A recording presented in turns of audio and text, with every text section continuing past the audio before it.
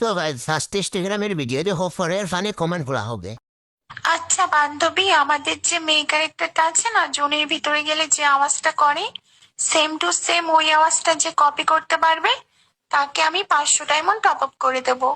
তো প্রথমে আমি বলবো, তারপরে বর্ষা বলবে, তারপরে মিনি বলবে, তারপরে তিশা বলবে, ঠিক আছে? ইয়া ইয়া আহ ইয়া ইয়া